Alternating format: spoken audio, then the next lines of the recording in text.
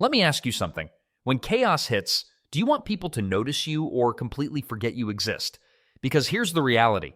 In a collapse, the people everyone sees, the guy running his generator at full blast, the neighbor with lights on while everyone else is dark, those are the first people who get hit. The survivors, they're the ones who slip into the background, who look like they've got nothing worth taking. In a world gone crazy, being invisible is your greatest weapon. Now, I know we've all seen those Hollywood survival movies, the lone hero blasting through mobs with unlimited ammo, looking untouchable. But that's just fantasy. Real life, the loudest, flashiest, richest-looking people are usually the first ones to lose it all. Why? Because attention is dangerous. Desperation makes people do desperate things. If you look like you've got food, power, or supplies, you've basically painted a target on your back. The real survivors? They're the ones who blend in, who look just as beat down as everyone else. They don't brag, they don't shine, they don't draw a crowd. They stay quiet, stay low, and stay alive. That's what staying invisible really means. Now stick with me till the end, because I'm going to show you exactly how to disappear when SHTF. Number 1, the gray man principle. When preppers talk about survival, one phrase keeps popping up: be the gray man. But what does that actually mean? It doesn't mean wearing head-to-toe gray clothing, and it definitely doesn't mean skulking around like a cartoon spy. The gray man principle is all about blending into the background so completely that nobody gives you a second glance. In chaos, being noticed is dangerous because the second someone notices you, they start asking questions. And if you look like you've got something worth taking, those questions can turn violent. So how do you pull this off? It starts with appearance. If your clothing screams military surplus store or I've been watching too many tactical YouTubers, you've already lost. Camouflage patterns, tactical vests, boots that look like they belong in a war zone, that kind of gear draws attention, not deflects it.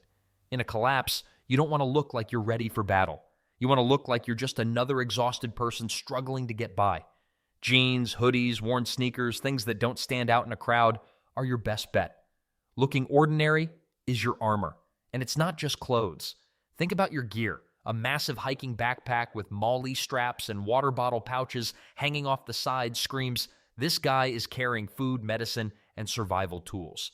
Instead, go smaller. A regular old-school backpack, maybe even one that looks a little beat up, will keep you from sticking out. Remember, your goal is not to impress, it's to disappear.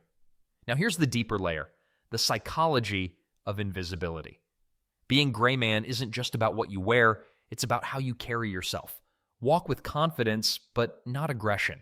Don't scan the crowd like a soldier on patrol, but don't look so nervous that people think you're hiding something. A good rule of thumb: look tired, broke, and uninteresting. If someone's desperate and scanning for potential targets, they'll pass you over if you look like you've got nothing worth stealing. Blend in with the crowd, mirror their energy. If they're panicked, don't look calm and put together. That makes you stand out. If they're tired, look tired too. The gray man principle is about one thing: avoiding notice. You don't want to be the strongest looking person, the loudest, or the most well-prepared looking. You want to be forgettable. Number 2, noise, light, and smell discipline. Now let's say you've nailed the gray man look out in public. That's great, but what about when you're at home? Here's the reality. Survival isn't just about blending into the crowd, it's also about blending your home into the darkness. Because in a grid-down scenario, noise, light, and smell can betray you faster than anything else. Let's start with light. Imagine a neighborhood where every house is pitch black and then one window is glowing. What happens? That house becomes a magnet. People assume there's power inside, maybe a generator, maybe supplies. You don't want to be that house. Blackout curtains are your best friend. Thick blankets or even garbage bags taped over windows can do the job. Candles, flashlights, even small solar lanterns need to be kept low and away from windows. The goal is simple. If your house is dark from the outside, you blend in. Next, noise discipline. This is where a lot of people slip up. That generator you bought? It's basically a dinner bell for the whole block. Hammering boards, chopping firewood, even talking too loudly at night, it all carries farther than you think, especially when everything else is silent. Sound discipline means planning ahead. Chop your wood during daylight, do repairs as quietly as possible, and if you must use a generator, run it sparingly and mask the noise with distance or barriers. Silence equals safety. And then there's the big one: smell. You might not notice it now, but In a world where food is scarce, cooking odors travel for blocks. Fry some bacon or cook a pot of stew, and suddenly your hungry neighbors are sniffing the air like bloodhounds. Smell discipline means being smart. Cook indoors if it's safe, use lids to trap odors, and avoid strong-smelling foods that broadcast what you're making. Better yet, prepare bland foods that don't carry much scent, because nothing gives you away faster than the smell of food in a world where everyone else is starving. Here's the key idea. Invisibility isn't just about what people see. It's about what they don't hear and don't smell too. In survival, the smallest slip-up can be the biggest mistake. A single glowing candle in a window, a single whiff of food, or the hum of a generator, that's all it takes for someone desperate to mark you as a target.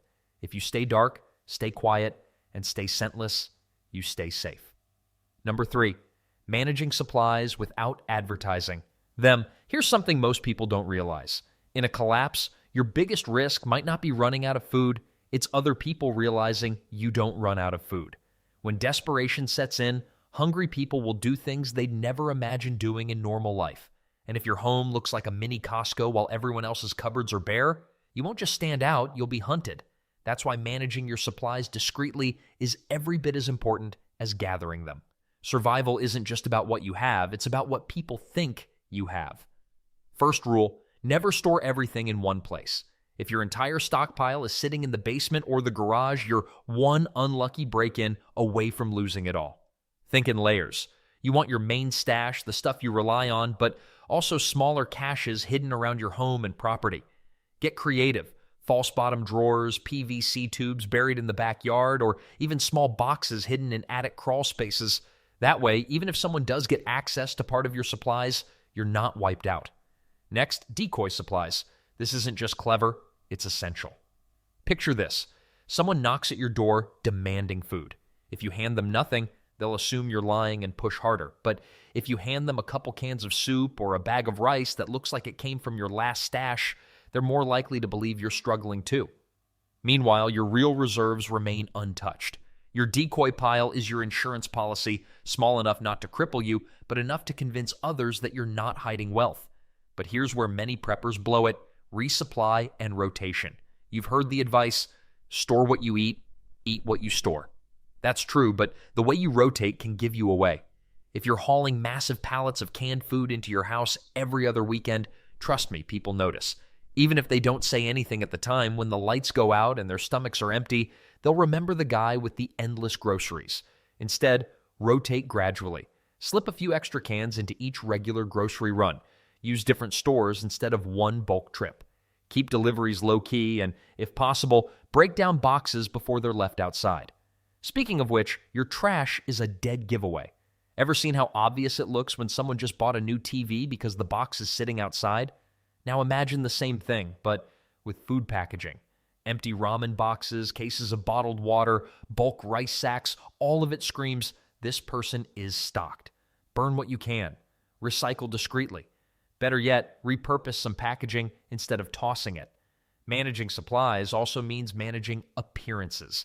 If your kitchen smells like a 5-course meal while your neighbors are boiling weeds, you've just given yourself away. We'll cover smell control in more depth later, but it ties directly into your stockpile discipline. Store, rotate, and dispose like a ghost, so nobody ever suspects you're sitting on months of security. Survival supplies are a double-edged sword. They keep you alive, but if others know about them, they can also make you a magnet for danger. Remember this rule. The best stock prepper isn't the one with the biggest stash. It's the one nobody knows has one at all. Number 4, social camouflage. Now let's talk about one of the trickiest parts of staying invisible: how you interact with other people. Supplies can be hidden in closets or buried underground, but your words, your body language, your attitude, those can give you away in seconds. In any collapse, people naturally compare themselves to others. And who's suffering the most? Who seems to be coping? Who might be hiding resources? If you come across as comfortable, confident, or well-supplied, you instantly draw suspicion. That's why social camouflage is so powerful. It's about blending in so well that nobody thinks you're worth a second look. First, watch your words. Preppers love to talk shop, but in a real SHTF situation, the less you say, the better. Don't brag about your stockpile, and don't even hint at it. Even offhand comments like, "We'll be okay, I planned for this," can raise eyebrows. Instead, practice what I call controlled scarcity. When people ask how you're holding up, give vague but modest answers. We're managing, or it's tough, but we're getting by. Never project abundance. One of the best tips I've ever seen came from a survival forum. Always look like you need help, never like you can give it. That single mindset shift could save your life. People don't target those who look equally desperate. They target the ones who look strong enough to share. But it's not just your words, it's your entire presentation. If your neighbors are pale, exhausted, and hungry, don't walk outside looking fresh, cheerful, and well-fed. Keep your appearance in line with the environment. Wear older clothes, avoid grooming that makes you look too clean, and if necessary, even fake a little fatigue when interacting with others. This isn't acting, it's survival psychology. You also have to manage generosity. Isolation draws suspicion. If you never talk to anyone, people might assume you're hiding something, but giving too much drains your supplies and paints you as the neighborhood provider. The balance?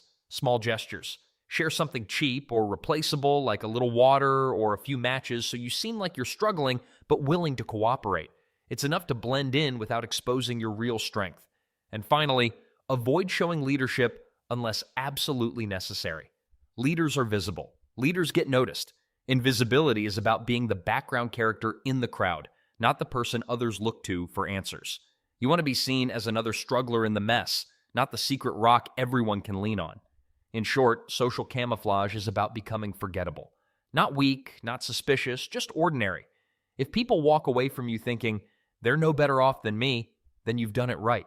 Because when the world is falling apart, the safest person in the room is often the one nobody remembers at all. Number 5, movement discipline. Here's something nobody tells you. Sometimes it's not what you carry or what you store that gives you away, it's how you move. In a collapse, eyes will be everywhere. People are hungry, scared, desperate, and hyper-aware of their surroundings. The wrong movement at the wrong time can make you stand out like a flare in the night sky. That's why movement discipline matters just as much as supply discipline. First rule, time your travel.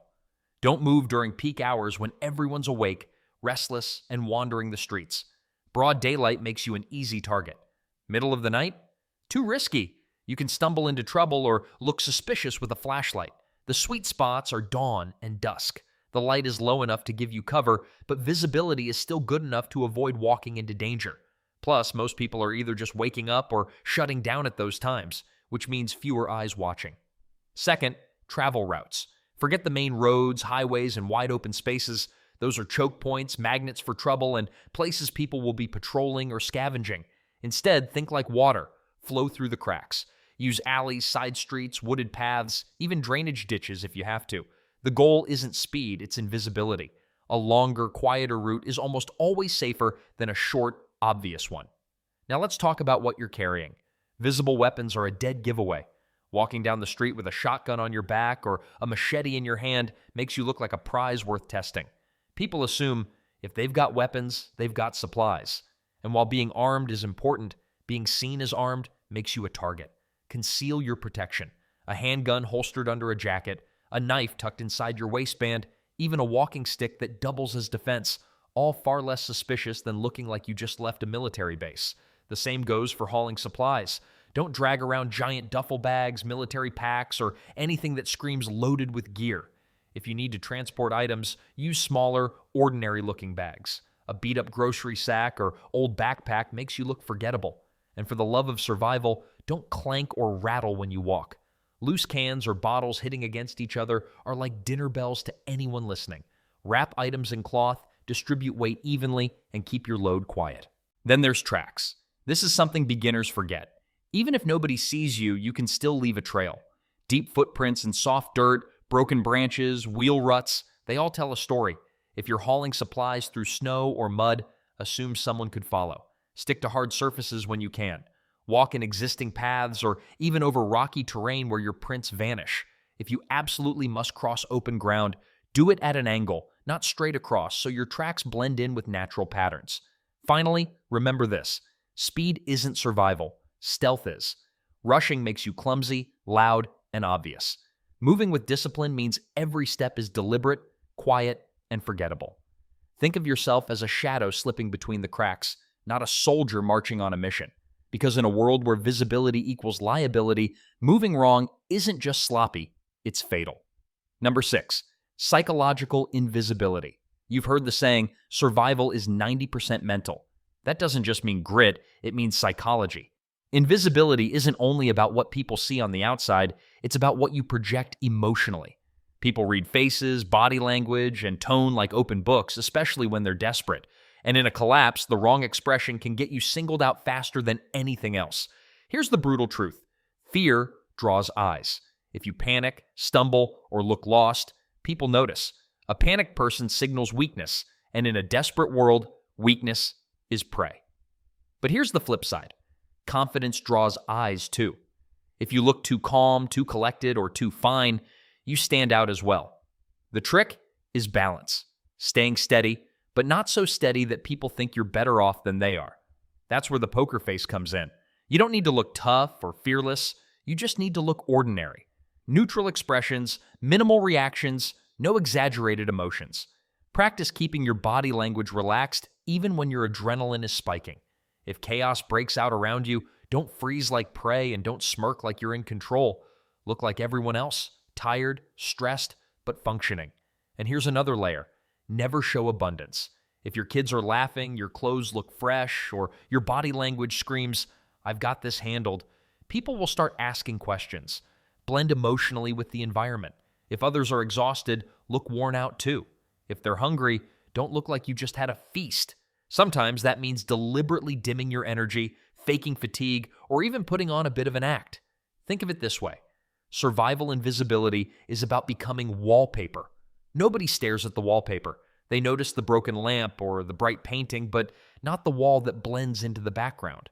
Your emotional presentation should be the same, steady, dull, unmemorable.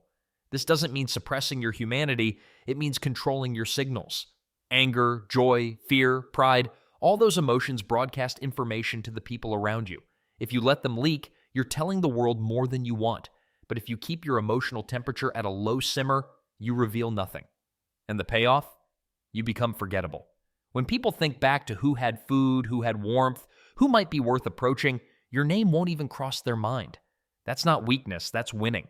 Because in a world where attention can kill, psychological invisibility might just be your most powerful weapon.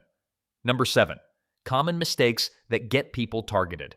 Here's the uncomfortable truth about survival. Most people don't get taken out by hunger or thirst in the early stages of collapse. They get taken out because they advertised themselves. They made themselves too easy to notice, too tempting to ignore. And when everyone else is cold, starving, or desperate, standing out for the wrong reason is like taping a "loot me" sign to your back.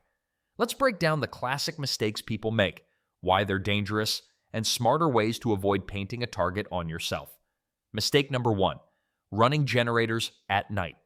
Generators are one of those prepper pride items, big, loud, and reliable. But in a blackout, they're also giant beacons of noise and light.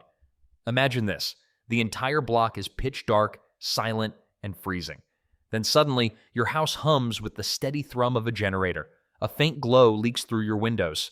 Guess what happens next? You've just announced to the whole neighborhood that you have power. Sound carries farther in silence than people realize. That hum might be audible for several streets. Add in the visible light, and you've created a magnet for desperate people. And here's the reality. You can't predict who those people will be. Some may knock and ask nicely, but others may demand, threaten, or worse. If you absolutely must run a generator, be disciplined. Use it sparingly, preferably during the day when background noise hides it. Set up barriers like sandbags, plywood walls, and even thick blankets around the generator to dampen sound. Use it to recharge batteries or power critical devices, not to live like it's business as usual. A little noise control can be the difference between staying off the radar and being swarmed. Mistake number 2, wearing tactical gear in public. Movies make it look cool. The guy in full camo, MOLLE vest strapped tight, rifle slung across his chest. But in a collapse, that look doesn't make you a hero. It makes you a target. To scared neighbors, you look like a threat. To desperate strangers, you look like a walking supply drop. And to people who've lost everything, the sight of your gear might be the spark that pushes them into action. Think about it. If you look like the only one ready for war, everyone assumes you have the resources to back it up. Even if you don't, perception is enough to make you the most interesting person in the wrong way. The smarter move? Dress down, neutral clothing, slightly worn, nothing flashy. Think tired commuter, not Navy SEAL. If you're carrying weapons, conceal them. If you need a pack, go for something plain. A beat-up school backpack blends in better than a tactical rucksack with straps and pouches. Looking average isn't weakness, it's camouflage. Mistake number 3, trading too much or too openly. Bartering is going to become a lifeline, but it's also a dangerous game.